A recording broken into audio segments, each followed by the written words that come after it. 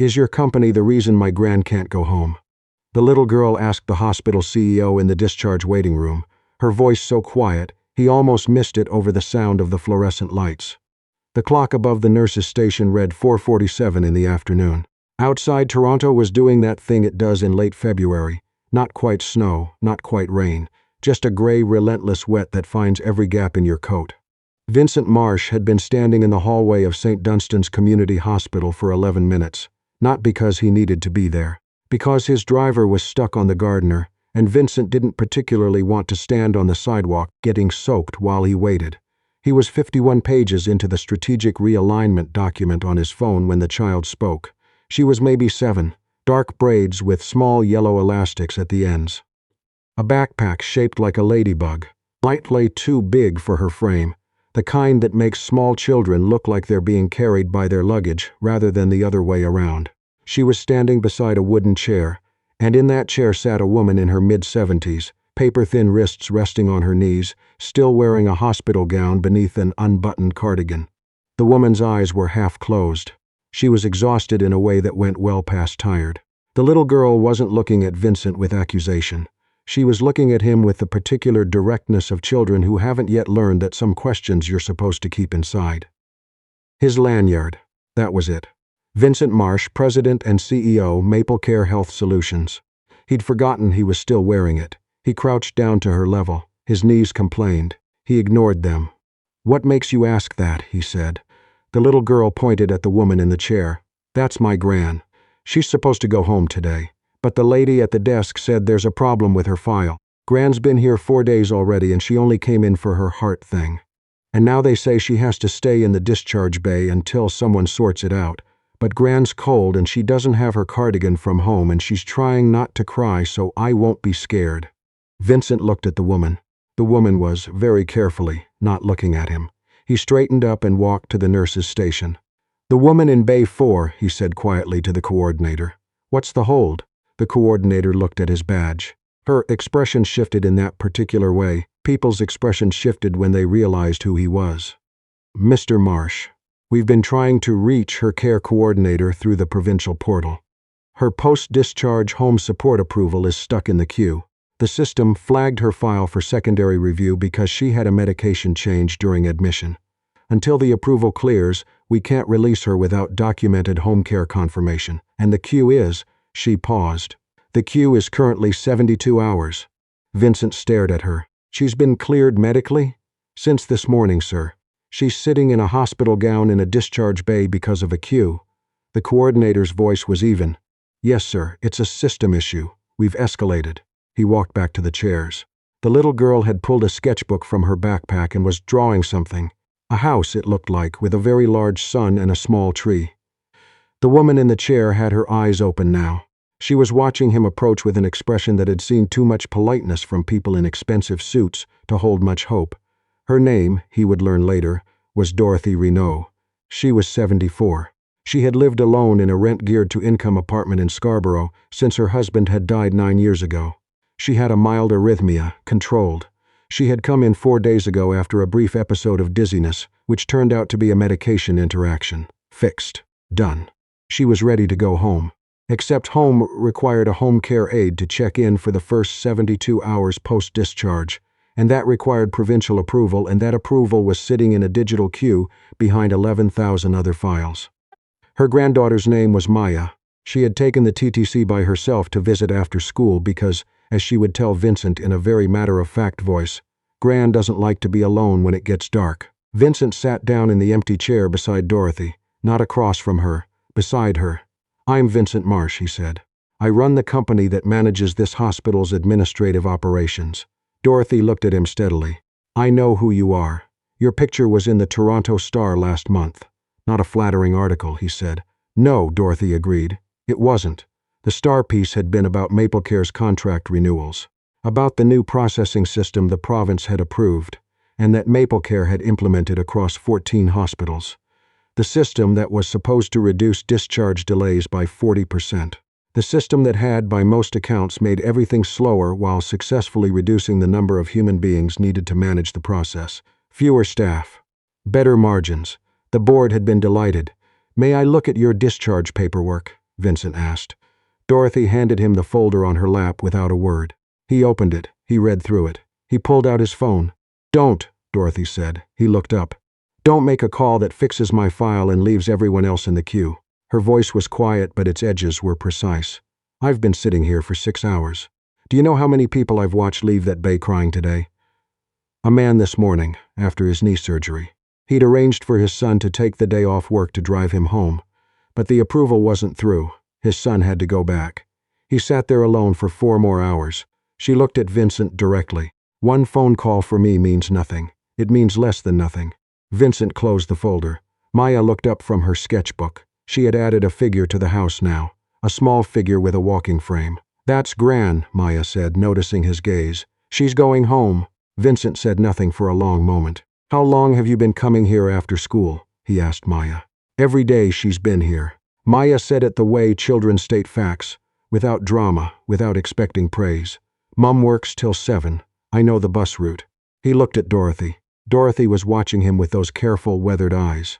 She had the look of a woman who had raised children and buried a husband and navigated 100 bureaucratic systems that were designed by people who had never needed to use them. She wasn't angry. She was tired. There's a specific kind of tired that lives on the other side of anger, and Dorothy Renault had arrived there some time ago. "I helped design the system that's keeping you here," Vincent said. Dorothy didn't flinch. "I know. I told the board it would reduce patient waiting time. And did it?" He didn't answer. Dorothy reached over and straightened the collar of her cardigan with one thin hand. It was a small, private gesture, the kind you make when you're trying to hold yourself together without letting anyone see the effort. "My husband worked at the Ford plant in Oakville for 31 years, she said. "He believed in systems. He believed in efficiency. He used to say that a good system makes things easier for the person at the end of it, not the person at the top." She paused. He would have had some things to say about this one. Vincent stood up. He walked back to the nurse's station. He didn't call anyone. He asked the coordinator to print him the full list of patients currently waiting in discharge bays across all MapleCare-operated facilities in the GTA. She looked at him. "All of them," he said. There were 214 names. He went back and sat down next to Dorothy. Maya had finished her drawing and was now reading a book she'd produced from somewhere in the depths of the Ladybug backpack. The fluorescent lights hummed. A porter wheeled a cart past. The afternoon got darker through the windows. "My own mother," Vincent said, without entirely planning to say it, "spent the last 3 weeks of her life in a facility in Hamilton. She was there because her discharge from the hospital took long enough that her condition deteriorated. She couldn't go home after that." He paused. "I started MapleCare because I thought I could build something better." Dorothy looked at him for a long time. "Did you?"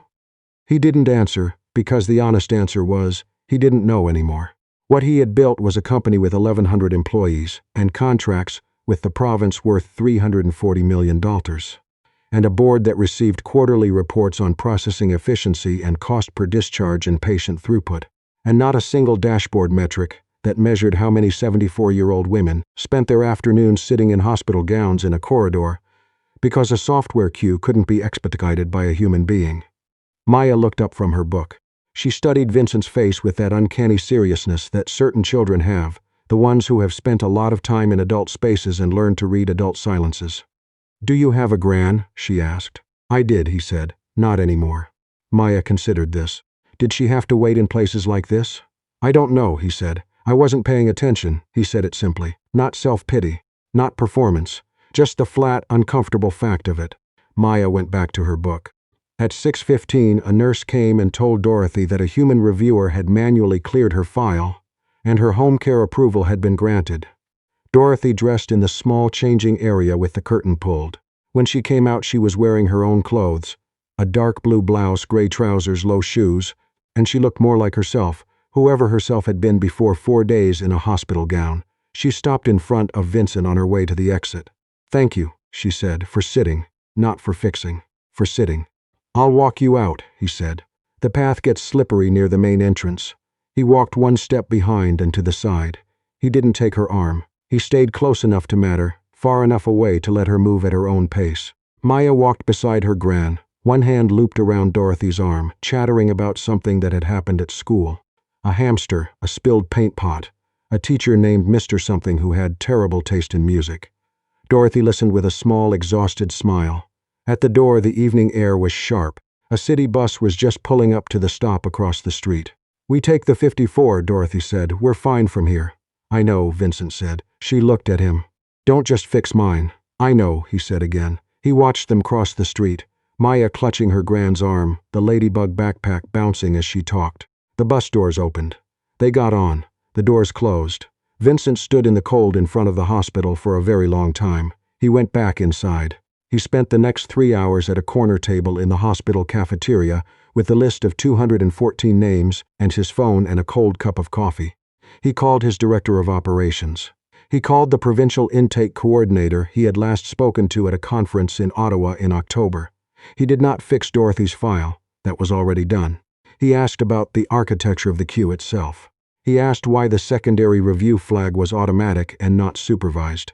He asked who, at any point in the process, was responsible for looking at a name and understanding that behind the name was a person sitting somewhere cold, waiting. The answers were not good. He drove home to his house in Forest Hill at close to 10 o'clock. His wife had left a plate covered in foil on the counter. He sat at the kitchen table and ate cold roasted chicken and thought about efficiency. The MapleCare quarterly board meeting was 12 days away. He had a prepared presentation, slides, metrics, a section on the expanded contract opportunity with 2 additional health authorities. The board was expecting a strong quarter. It had been a strong quarter, by the numbers. He spent the weekend rewriting the presentation. When he walked into the boardroom 12 days later, the revised deck was already on the screens. CSFO, Gordon Tamblyn, glanced at the first slide and his expression shifted in a way that Vincent recognized as the corporate equivalent of alarm. "I want to start with a number," Vincent said. 214. He explained what 214 meant. He walked them through the list, not names because of privacy, but ages, conditions, lengths of delay. He walked them through what the secondary review flag was doing, how it had been designed to catch billing anomalies and had instead become a mechanism that trapped the most medically complex patients, the ones most likely to have had medication changes during admission, the ones who most needed home support, the ones least able to navigate a 72-hour wait in a discharge bay. "Our system," Vincent said, "is most efficient at processing the patients who need it least." Gordon leaned forward. "Vincent, the contract KPIs." "I know what the KPIs say," Vincent said. "I wrote them." He put up the next slide. It was not a graph. It was a photograph, taken with his phone in the discharge bay, with Dorothy's permission, before she knew who he was. It showed a chair, a hospital gown folded over the armrest, and a child's sketchbook open on the seat. In the drawing, a house, a sun, a small tree, and a figure with a walking frame going home. The boardroom was quiet. "I want to propose 3 changes," Vincent said.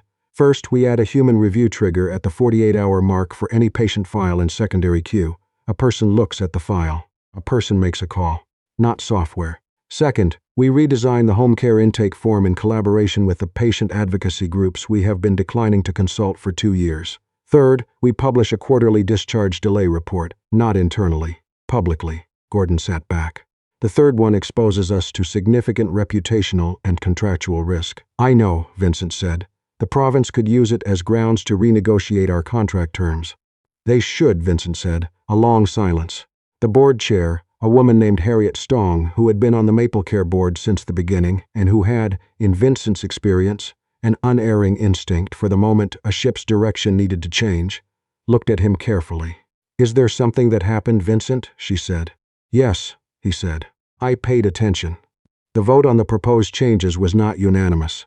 Gordon abstained. 2 other board members voted against on liability grounds, but the motion passed. The public discharge report went live 6 weeks later. It was not well received by the province's contract office. There were tense phone calls. There were meetings with ministry officials. Gordon Tamblyn sent Vincent a very long email with the word reconsider in it 11 times. The patient advocacy groups, who had been asking for the data for 3 years, published a response within 48 hours. It received significant attention. A journalist at the Globe and Mail requested an interview. Vincent gave it. The article came out on a Thursday morning. It was not, in the main, flattering. It described MapleCare's previous performance in clear-eyed terms. It also described the proposed reforms in detail. It quoted Dorothy Renault, who had agreed to speak on the record. she said. "I'm not interested in being anyone's story. But if it means someone else goes home when they're supposed to, then fine, use it." Maya was quoted too at her mother's request. She said, "The man in the good coat just sat with Gran. He didn't try to fix anything. He just sat there." The journalist had asked her what she thought about that. Maya had said, "I think sometimes sitting is the same as helping." Vincent read the article at his desk with a cup of coffee that was actually warm. For once, he read it twice. He put his phone face down on the desk and looked at the window for a while. His executive assistant knocked and opened the door. "Your 9 o'clock is here," and Dorothy Renault called. "She didn't leave a message. She said you'd know what it was about." He nodded. "Push the 9 o'clock 15 minutes. I'll call her back first." Dorothy answered on the second ring. "The form," she said without preamble. "The new home care intake form your team is apparently redesigning." "Yes. I want to be in the room when you design it. I spent 40 years as an administrative assistant. I know what bad forms look like, and I know why they're bad, and I know it's usually because no one asked the person who has to fill them out while they're scared and tired and just wants to go home." A pause. "I'm not doing this for your company," Dorothy added clearly. "I'm doing it because the next person behind me shouldn't have to explain to a 7-year-old why the system doesn't work." "I know," Vincent said. "I'd like that very much." "Good. I charge for consulting." He almost smiled. "I'll have someone send you a contract." He hung up and sat quietly for a moment with the early spring light coming through the window, thin and cold still but trying, the way it always is in Toronto in March, not quite ready to be warm, but no longer pretending it isn't trying. He thought about efficiency. He thought about what his father, who had been an accountant and a deeply practical man, used to say about systems. That the purpose of a system was to serve the person at the end of it, and that any system that forgot this was not a system anymore. It was just a wall. He thought about a child with a ladybug backpack drawing a small figure with a walking frame. He thought about the 214 names on a list, and the fact that he'd had that list within reach for months, in a dozen different report formats, and had never once looked at it as 214 people. He picked up his phone. He pressed call. "Gordon," he said when the CFO answered, "I need the discharge delay data for the last 3 fiscal years. All of it, not the summary. The raw files." A pause. "Vincent, all of it, Gordon." He set the phone down. He picked up his coffee. He looked at the window. Outside, a woman was crossing the street below with a child beside her, the child in a bright yellow jacket, talking with both hands in that full-body way that children talk when something matters. The woman was listening, just listening. Vincent watched them until they were out of sight. Then he opened the first file.